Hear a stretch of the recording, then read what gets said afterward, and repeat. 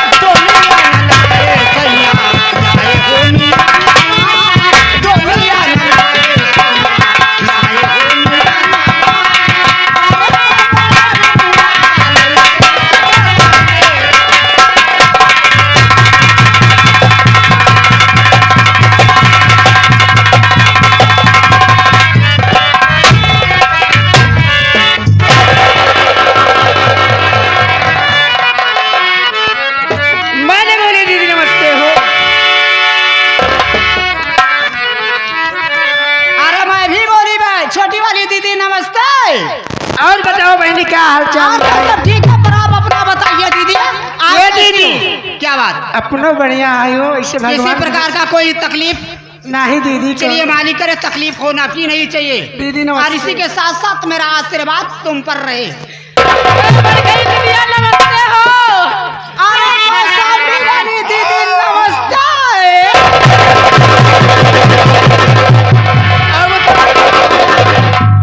काल बा बहनी ए दीदिया, हमारा हाल समाचार सब ठीक बा, पर आप अपन बताओ, आप कैसे आ? घर परिवार कैसे बाटे? कोनो प्रकार की तकलीफ तो नहीं ना? बढ़िया में दीदी एकदम ठीक है बाटे तोहरे दोस्त। चलिए मालिक करे, किसी प्रकार का तकलीफ होना भी नहीं चाहिए। अरे मैंने कहा नमस्ते लड़की दीदिया हो। हम हो कहे नमस्ते छोटकी दीदिया हो। आओ कैसे आओ बहनी? हम तो एकदम ठीक है ठाक है, पर तू बतावा कैसे आ?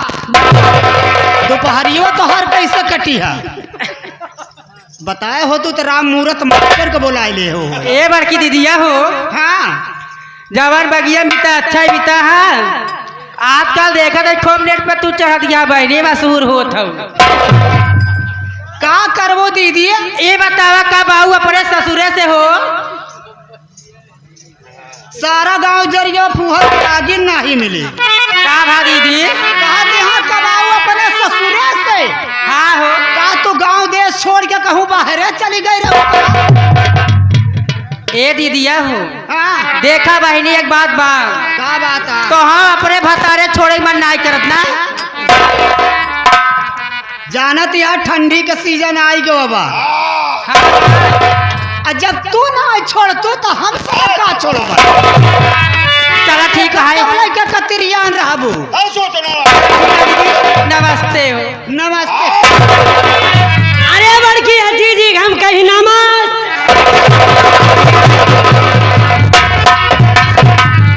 अब बहनिया का हाल बा? सब ठीक है दीदी, पर आप अपना बताइए, आप कैसी हो? अपनो ठीक है या बहनी? बढ़िया नीक लागत हो, बड़ी बड़ी दिन के बाद मिली हो तू। का करबो दीदी, कहा बा दिल से चाह तो भगवानों मिल सकता। नहीं मिल सके से। और मैं भी आपको पा करके बहुत ही खुशहाल हुई। अच्छा, मेरी खुशहालियों का कोई ठिकाना नहीं है। और तो सब ठीक है ना? बढ़िया दीदी, लेकिन की बात पूछना चाहते। बोलिए दीदी, क्या ये पूछे? बहनी, ये उठो वाला ली, ये उठो वाला ली, आंखों में गजरा और बाल में गजरा, ये हाथों में चूड़िया लगा के सुलह श्रृंगार के बहनिया कहाँ से आओ तो कहाँ जाओ, तो बिजली कहाँ गिरी। आपका कहने का मतलब क्या है कि आप इतना शौक और श्रृंगार बना करके कहाँ से आ रही हो कहाँ जाओ और कह रही हो कहाँ पर ये बिजलियां गिराने जा रही हो? कहाँ बहनिया यही कहा था। दीदी, आपका पूछना अति उत्तम है। दीदी, आपको मालूम होना चाहिए कितना शौक और श्रृंगार बना करके मैं तो ग्राम सभा नंदा के पूरा हाँ। कटरा गुलाब सिंह से चल करके आ रही हूँ। अच्छा, और ये बिजली ग्राम सभा साकेपुर में गिराने जा ए बहनी, कौन उपलक्ष्य में तोहार बिजली गिरी? अब एक हम कैसे बताई दे? नहीं बतावा नहीं ज्यादा खास कही के बिजली तो हम गिरवैया रहे। ये जो मान्यवर श्रीमान छोटे लाल विश्वकर्मा बैठे हुए हैं आप साहब जो कि मीडिया वाले सामने बैठे हुए हैं, अच्छा, इन्हीं के ऊपर अपना वार करना चाहती ए है। वार ना करा। हाँ। ना बेचारू सवेरे से जाइए ना घरे, इनका लोग का औरत बहुत तेज, उनका लोग गाड़ी। ऐसा कोनो बात नहीं ना दीदी, तो कौन बात बा? बहुत उच्च दिमाग के सब घर परिवार हैं उनके। हाँ।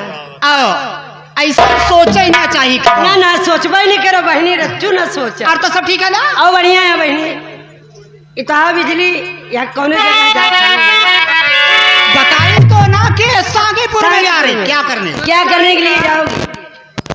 दीदी, आपको मालूम होना चाहिए कि सभी सांगीपुर ग्राम सभा में हाँ। यहाँ के जितने ग्रामवासी लोग हैं सभी लोग मिल करके हाँ। मेले का आयोजन किया करते हैं। अच्छा, और हर साल के भांति इस साल भी मेले का आयोजन किए। जिस मेले के आयोजन में ये भी सुनी हो कि मास्टर कन्हैया लाल विश्वकर्मा, अच्छा, जो कि साहब से हुआ डी महन बाजार के रहने वाले हैं, और उनके पार्टी के मैनेजर साहब ये मान्य श्रीमान भारत लाल पटेल, अच्छा, जो कि नंदा के पूरा गुलाब सिंह के रहने वाले हैं, है, और उनके पार्टी के सहयोगी साहब जो कि राजेंद्र भारतीय, ये साहब सेवाडी मालहन बाजार के रहने वाले हैं। उन्हें मास्टर कन्हैया लाल की नौटंकी पार्टी आई हुई है, और वही नौटंकी पार्टी देखने के लिए मैं जा रही हूँ। अकेले ना चलो बा, हम लोग 4 जनी है। घर से तो अकेले विचार बना के निकली थी। ए दीदी, क्या? हम आहू चला बहनी लिया है, चलो। ए दीदिया, और आदत है खराब। का भा मोर आदत बहनी, ए रिनवा का आदत भला मानू लेती, एक आदत खराब बा। चला दीदी, हम आहू। लेकिन बहनी ऐसी ना है, फिर कैसे? कुछ कहा सुन चला, जब समय कट जाए हम लोग समय पहुंचा, बैठ बैठ नाच ले।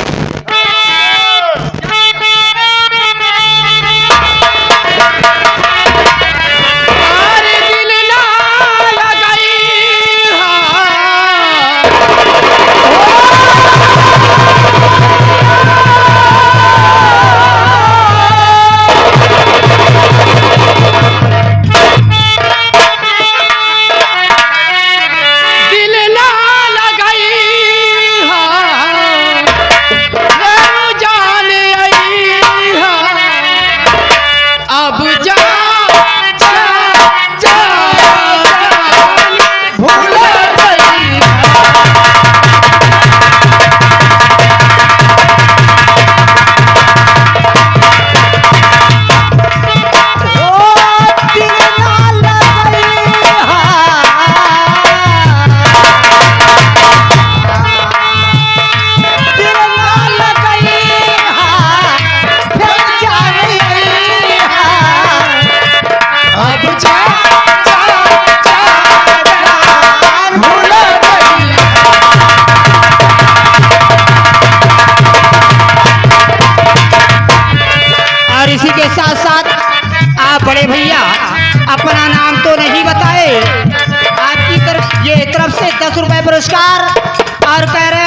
भारत लाल गुस्ताखी माफ हो भैया, कहना नहीं चाहती पर आपकी बात तो एक कई दाएं बतावा 10 दाएं ना बतावा करा कटक छर्जिन करा कर फिर देवा का भारत लाल का बहिनी का पूछा तहाँ बड़ा बेताब। हाँ भैया भारत लाल आई के बतावा इनसे तोरा बिना दुनिया बिना के गोरी रे, तोरा बिना दुनिया बिना के गोरी रे, जियते करिया के जान लाजू जियते करिया के जान लाजू गोरी रे, तोरा बिना दुनिया बिना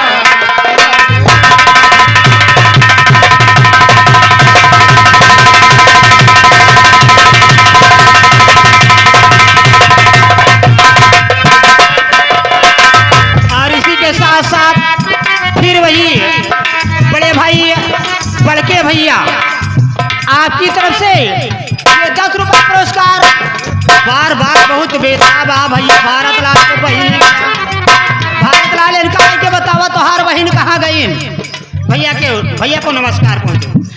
ई प्यार के बदले में बड़ा दिल बड़ा तू और प्यार के बदले में बड़ा दिल बड़ा हो।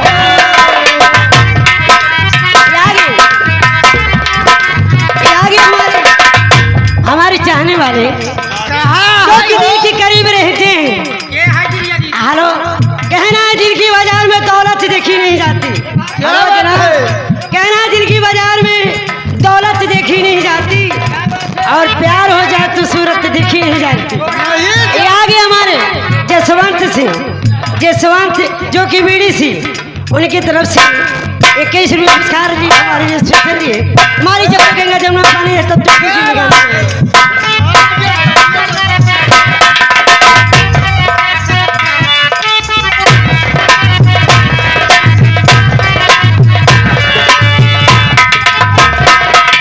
प्यार के बदले में बोला का दिल बड़ा तू भी दिल बड़ा तू धड़का दिल बड़ा तू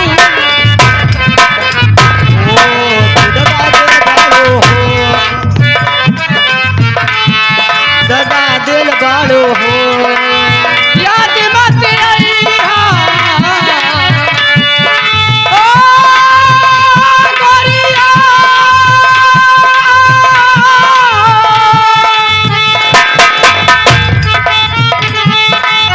याद मत आई भूल मत गई अब जा जान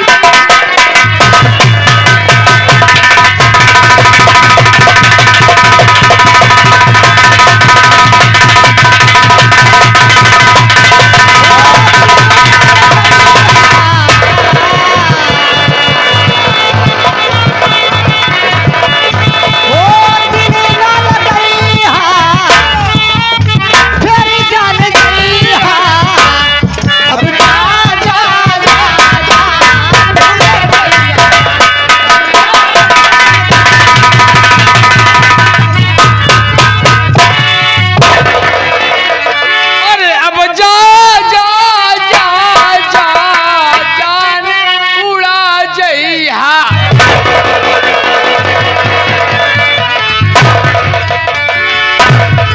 रहने दो दीदी रहने दो।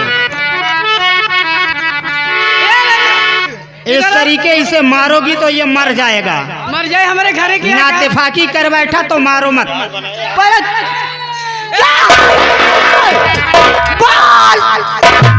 इतना मारा दहिया रहू ना पहले दहिया ना हाँ रे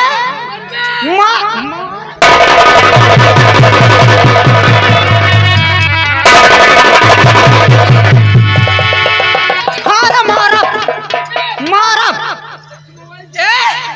ऊपर आ ए चरौआ ऊपर आ रे चोर के नाम पे थे और तोहार पिटाई करे थे ड्रोन वाले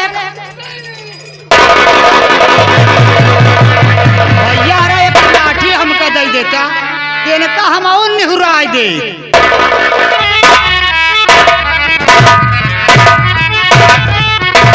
ड्रोन लेके आई है तो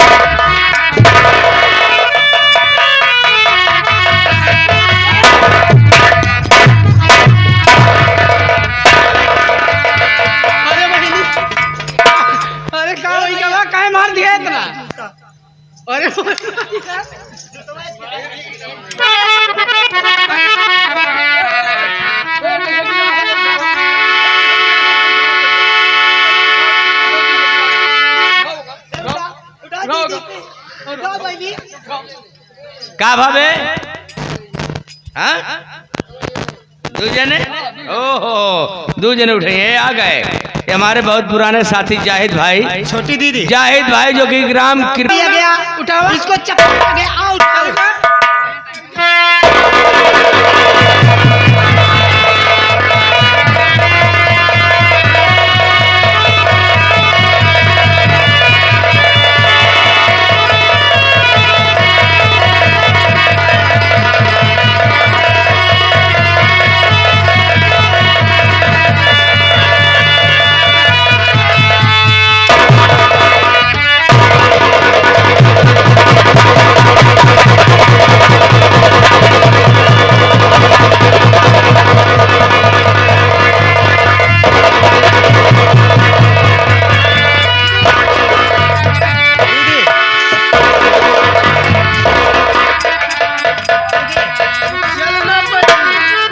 मारो ना दीदी हमें ऐसा लग रहा है कि इसको लकवा मार दिया लकवा का पेशेंट फिर खड़ा हो जा लकवा नहीं मारा तो हाँ? ये लकवा नहीं है, फिर क्या ये पेलियो है।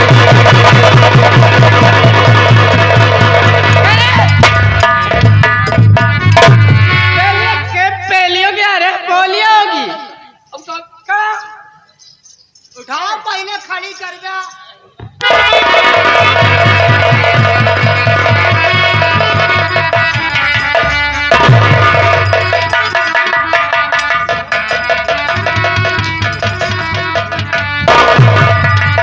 क्या हो गया तुम्हारे शरीर में दम नहीं है क्या इसके शरीर नहीं खड़े नहीं हो पा रहे हो खड़ा खड़ा नहीं हो पा रहा है मेरा क्या मतलब मेरी शरीर तुम्हारा पैर नहीं थम रहा है थम नहीं फिर रहा। कैसे- सही हो जाए तो सारा ऐसा करो तुम बगल बैठ जाओ तुम्हारा भाई तबा तोड़ डालेगा दीदी ये आ गए हमारे काजल और काजोल को क्या हो गया और कैसे लकवा मार दिया बोलो अब लकवा कैसे मार दे हम उस सथवा हम समझ नहीं पाए कब मारे मार दे। जाके उससे पूछो हाँ? और उसकी बीमारी को समझो इसलिए कि तू उनका बड़ा भाई है ना जाके उनसे बात करो ना उसका इलाज होना चाहिए अगर इलाज नहीं होगा तो वो बेचारा बिल्कुल बर्बाद हो जाएगा उसकी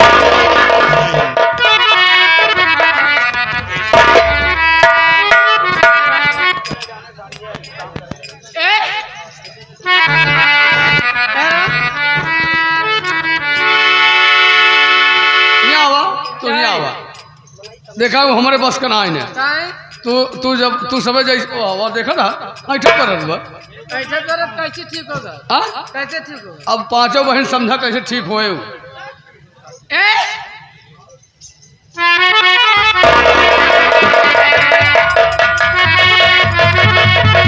दीदी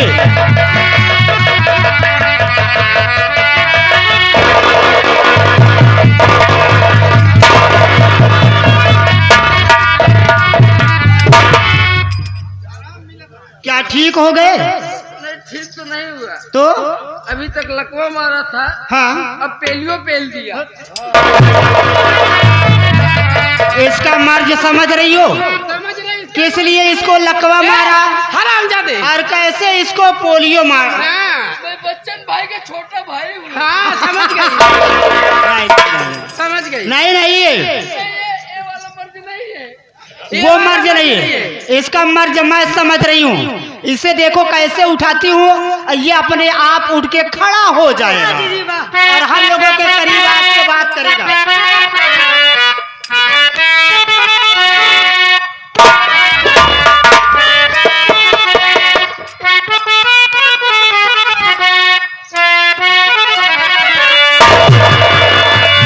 हो के हो दुनिया में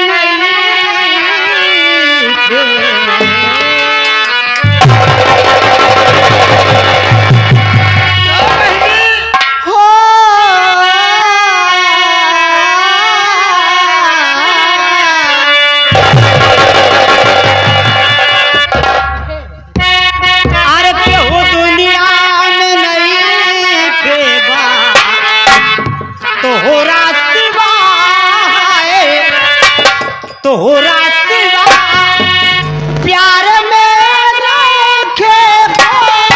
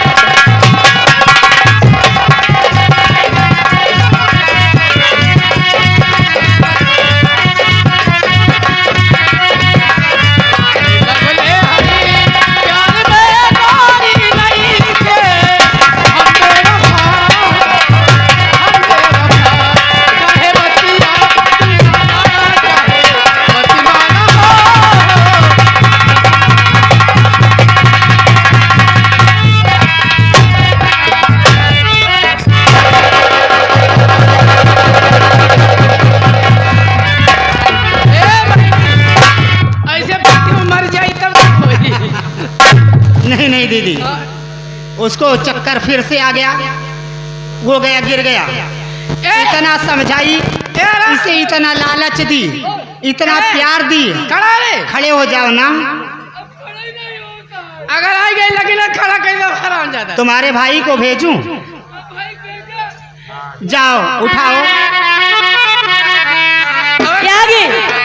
ये आगे हमारे जसवंत बीडीसी, उनकी तरफ से 21 रुपये पुरस्कार आएगा। खड़ा कर दे। बार बार धन्यवाद।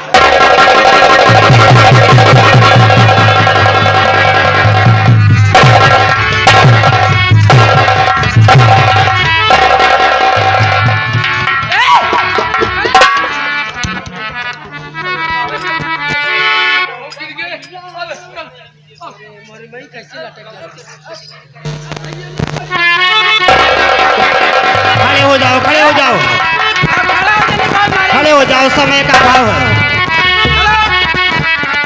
अब ना खड़ी हो पाए। अब मैडम जी खड़ी ना हो पाई। खड़ी नहीं है तो खड़ी करो। हां वो लोग खड़ा करो। अब क्या खड़ा करो? अब ना खड़ी हो पाई। खड़े हो जाओ भैया, दीदी खड़ी कर दो।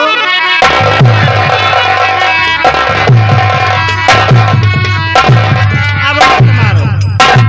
यदि इसी तरीके मारोगी तो ये फिर बेकार हो जाएगा। देखा तो कैसे चलता है? ए इधर आओ। अब ठीक है हो ना? अब ठीक हो गए हो? ठीक नहीं हो अभी।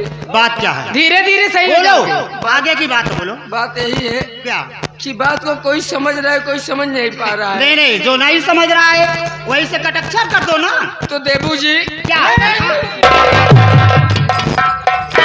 पूरा तोड़ डाला नहीं, सही शुद्ध बोला। देबू जी छोटी दीदी, देवी जी नहीं। चलिए कोई बात नहीं है, हर गुस्ताखियों को तेरे माफ कर देती हूँ। देवी जी बोलिए अगर आप लोग गुस्सा न हो तो एक बात बोलना चाहता हूँ। बोलिए। हम दोनों भाई आप पांचों बहनों से लेना चाहते हैं।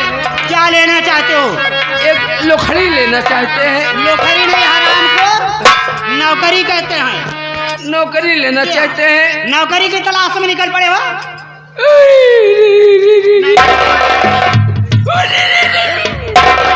रो रो मत, रोने धोने से कोई काम नहीं। नहीं नहीं, तुम्हें नौकरी मिलेगी। मरे भी ना खाते ही। खाने के लिए मर रहे हो, परेशान हो। पर बहुत परेशान नहीं। ना रो। बहुत हैरान नहीं। नहीं नहीं, रो मत, तुम्हें नौकरी मिलेगी। तुम नहीं समझ रहे कि हम लोग कौन हो? नहीं समझ तो नहीं पाया तभी। हम लोग मास्टर कन्हैया लाल विश्वकर्मा, मैनेजर भारत लाल पटेल की नौटंकी पार्टी में नाच गाने काम करती हूँ और नाचने गाने वाली हूँ। अच्छा, मतलब आप लोग मास्टर कन्हैया लाल पार्टी की बाई है? भाई ना तो हर माई है। बाई नहीं, वो बाई है। नर्तकी। नर्तकी। अच्छा मतलब मास्टर कन्हैया लाल की पार्टी की आप लोग नक्काशी। अरे चलिए कोई बात नहीं है, समय का अभाव। लेकिन मैं समय का अभाव समझ रहा हूँ, लेकिन मैं इनको नहीं पहचान पाया। ये आपकी बहन है कि नहीं है? नहीं नहीं, बहन भी है। ये बहुत मार रही है। नहीं नहीं, उनकी आदत है। मार भी नहीं, मरवा भी रही है। मार नहीं रही है, वो तुम्हें प्यार दे रही है। प्यार देती है। प्यार कहाँ से देती है? देखिए, मान लीजिए तुम दोनों भाइयों को नौकरी यहाँ मिल गई। मिल गई? जी हाँ। ए भैया, लग गई। क्या लग गई? क्या पांचों मेहरा को हाय ली? हाय ली नौकरी? कैसे कैसे कैसे?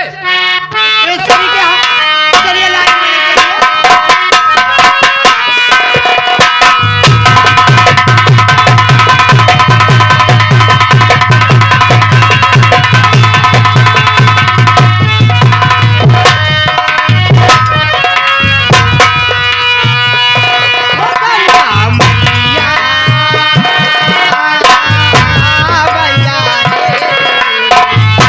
मैया रे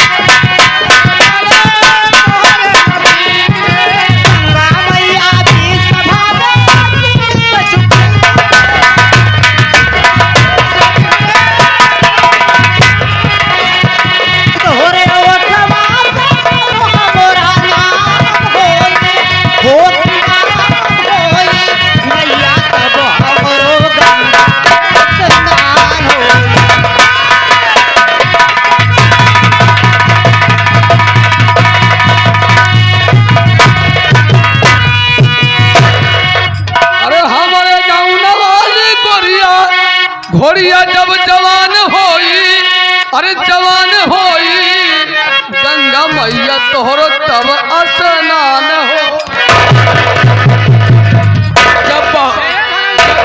जब बोले सहूर ना रहे इतना बोला करा। गौना वाली गोरिया कहती है जब जवान होई। अरे हमरे गौवा वाली गोरिया जब जवान होई, जब जवान होई तब सुबेरे ओकर एक्का में नधान हो। वो तो बढ़िया बनाई थे, हो बनाई थी। सही कह रहा है तो दीदी पहले ही बता दी, से अच्छा बनाई। पहले ही बता दी कि इसे मारो मत, इसलिए एक हाथ से बेचारा बेकार हो गया है। आप लोग तो बोल रही थी ना कि मोरे गौवा वाली घोड़िया जब जवान हुई तब सुबेरे होकर एक्का में न धान हुई। कहूँ एक चाटा हम मार दे तो सारी बकैती तोहार भूल जाए। हम लोग ये नहीं कह रही थी, ये कह रही थी कि हमरे गौवा वाली गोरिया जब जवान होई मैयत तब हमारो गंगा स्नान।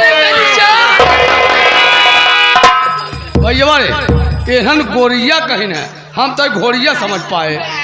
हाँ वे ये कही थी तोहरे सहूर हो गया बुढ़ाना ना। देख सब बात छोड़। हाँ हमका जनाब एहन गाय भैन, गाय भैन। हाँ नहीं नन भैंस हो गई यहाँ। अरे कहा कि गाना गाय भैंस। हाँ एहन का पचरंडी प्रोग्राम खत्म। अरे यार पचरंगी बोले चाहिए यार। पचरंडी कहा चरंगी। हाँ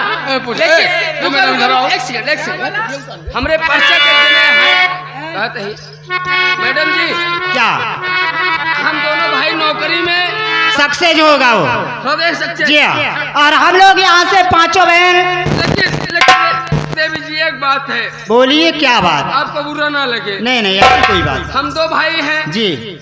आपकी बहन का रूम दूसरा है, आपका रूम दूसरा है जी। लेकिन आपके रूम का तो बाहर बाहर काम रहता है, इनके रूम का अंदर काम रहता है। नहीं तो अंदर बाहर का मतलब है हम दो भाई हैं, एक भाई अंदर करेगा और मैं बाहर करूंगा। चलिए जिसमें तुम्हारी खुशी। नहीं नहीं बुरा वाली बात नहीं है।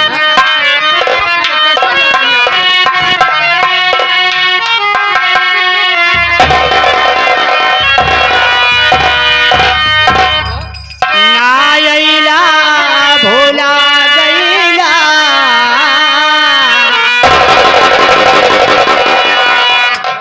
नायला भोला गईला हमरा के बिरहिल बनाई के फागुन में जिया छछनाई के जियत जिंदगी में धुआं उड़ा गया।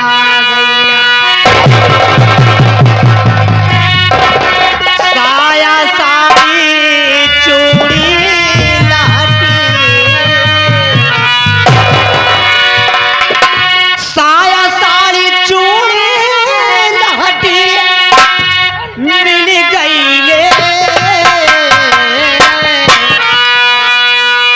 परदेसी बालम आए।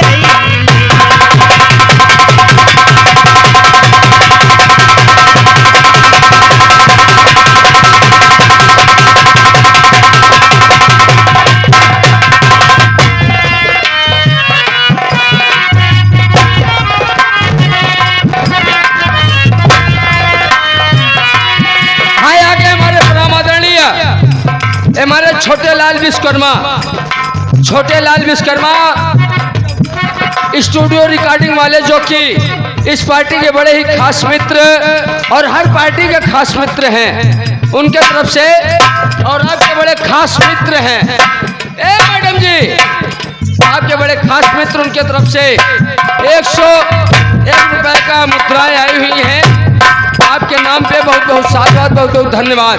कहना क्या है आप लोग का। साया साड़ी लाठी मिल गई ले, साया साड़ी लाठी मिल गई ले, परदेसी बालम परदेसी बालम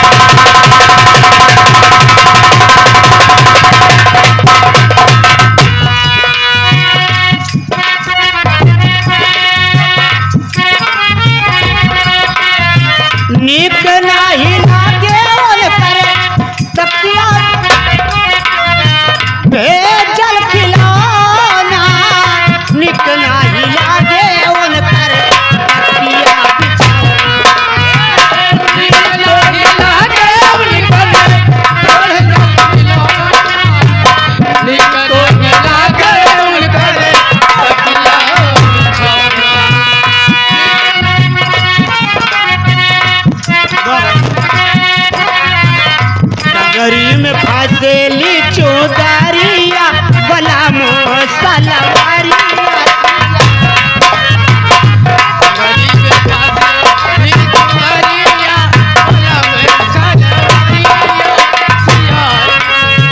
पटना से मंगाई दर्जी से पटना से